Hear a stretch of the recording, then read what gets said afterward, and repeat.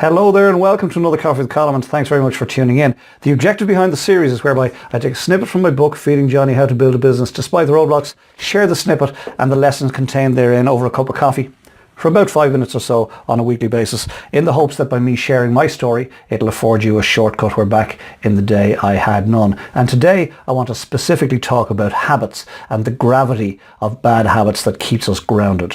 Aideen and I are just back from a walk. We went for a walk on the cliffs above Kilkee in County Clare on Ireland's Wild Atlantic Way, and wild it was. Fantastically so. But on the way back anyway, Aideen decided that she wanted to play the lottery. And so we pulled into the local convenience store and she bought her lotto ticket.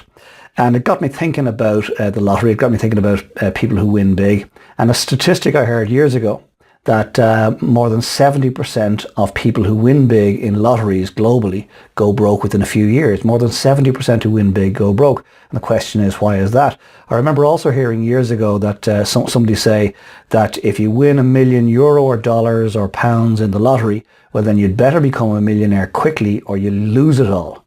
That didn't make any sense to me. If you win €1 million, pounds or dollars in the lottery, you better become a millionaire quickly or you're going to lose it all. That didn't make sense, because surely if you won $1 million, euro or pounds, well then you're a millionaire.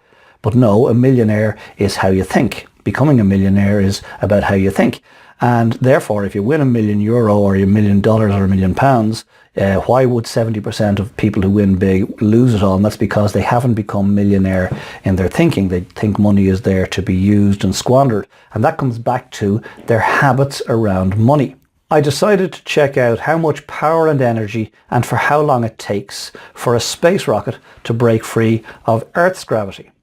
And it turns out that for a rocket to break free of Earth's gravity and get into the relative comfort and peacefulness of space, well, it must achieve a speed of 40,000 kilometers per hour and do so for a sustained period of 8.5 minutes. 40,000 kilometers per hour to break free of Earth's gravity, and must do so for 8.5 minutes, otherwise it won't make it. So I began to think to myself, well, will 39,000 kilometers per hour do it? No, it won't. It's not enough. Will 7 minutes get it out of Earth's gravity? No, it won't. It's not enough.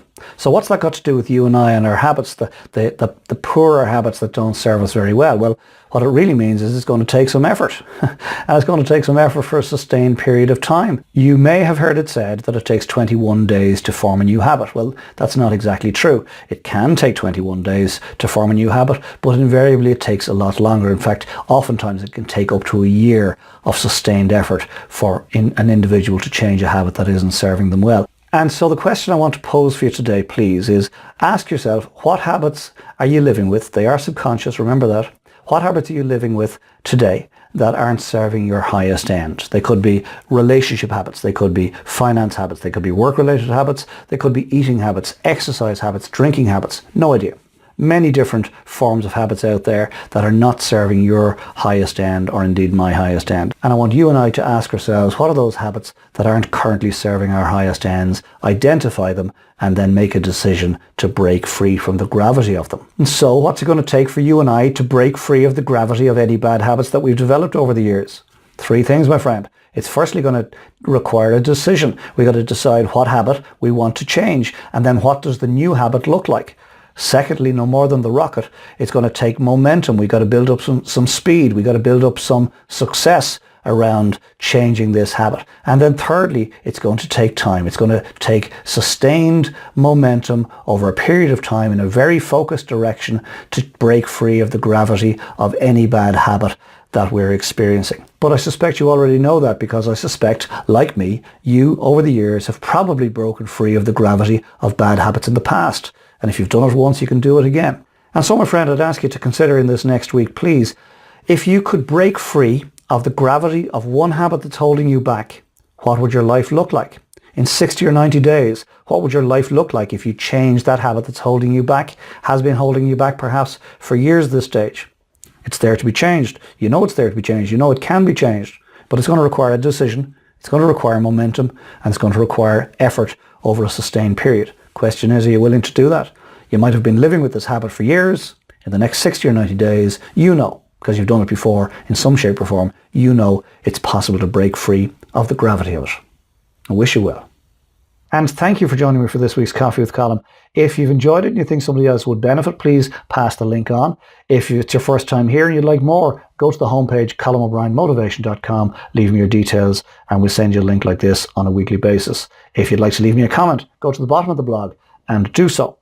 Most importantly, please consider what's been shared here today and apply it into your thinking for the next week. And then, as importantly, please come back next week and we'll share another coffee together. And we'll share another snippet from the book, Feeding Johnny, How to Build a Business Despite the Roadblocks, in the hopes that by me sharing it, it'll be of service to you. In the meantime, get some good R&R, get some good coffee, get organised for the week ahead, and please come back this time next week. Take care.